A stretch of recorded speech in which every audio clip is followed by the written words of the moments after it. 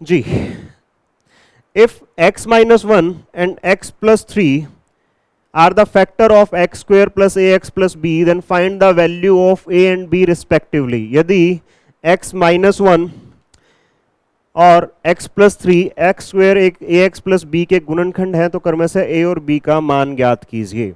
ठीक है, कोई प्रॉब्लम नहीं है. अगर ये दोनों फैक्टर्स हैं तो हम इन दोनों का मल्टीप्लाई कर लेते हैं. x minus one into x plus three, अगर आप मल्टीप्लाई करोगे तो एक्स स्क्वेयर, ठीक है, plus three x minus x और माइनस आपके उसमें कितना आ जाएगा, थ्री आ जाएगा. यहाँ से अगर आप सॉल्व करते हो तो x square plus two x and minus three is equals to क्या होगा आपके उसमें, ये जीरो. ठीक है, कोई जरूरत नहीं है.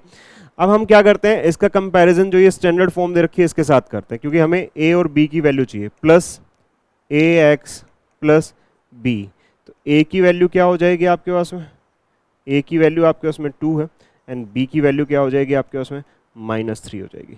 बी की वैल्यू क्या हो जाएगी आपके पास में, माइनस थ्री हो जाएगी. तो टू एंड माइनस थ्री इसका आंसर हो जाएगा.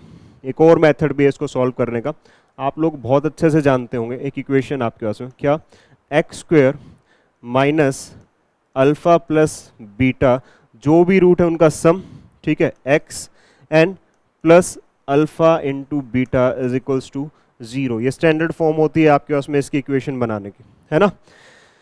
अब यहाँ से अल्फा और बीटा क्या होंगे, जो इसके रूट्स होंगे, तो x की वैल्यू यहाँ पे 1 है और यहाँ x की वैल्यू आपके पास में कितनी है, माइनस थ्री है.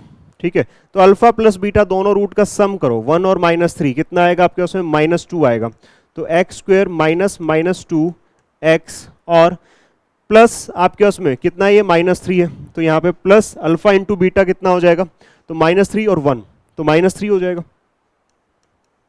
ठीक है, यहाँ से x square plus two x और माइनस थ्री, ये डायरेक्ट लिख लेंगे हम यहाँ से. ठीक है, जिस बच्चे को ये इक्वेशन पता है वो यहाँ से डायरेक्ट इस इक्वेशन को लिख सकता है. मुझे समझाने के लिए पूरा लिखना पड़ रहा है आप लोगों को, लेकिन जिस बच्चे ने इस पर प्रैक्टिस की है वो डायरेक्ट इस इक्वेशन को लिखेगा, वो इसको भी नहीं लिखेगा. अब सीधा इसके साथ कंपैरिजन होगा, एक्स स्क्वेयर प्लस ए एक्स प्लस बी, ए की वैल्यू कितनी हो जाएगी आपके पास में, टू, एंड बी की वैल्यू आपके पास में कितनी हो जाएगी, माइनस थ्री हो जाएगी. Two and minus three is the right answer. Okay, clear है. चलिए नेक्स्ट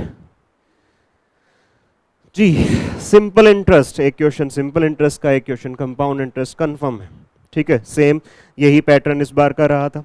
देखिए क्या कह रहा है, a sum of money at simple interest amount to rupees 10 in 3 year and rupees 854 in 4 years. Okay, what is the sum, आपसे principal पूछा गया है, तो ध्यान से सुनो. प्रिंसिपल आपके पास में है, पूछना है उसने, और अमाउंट 3 ईयर का एंड अमाउंट आपको 4 ईयर का गिवन है, जो कि कितना है आपके पास में 815 है और यहाँ आपके पास में कितना है 854.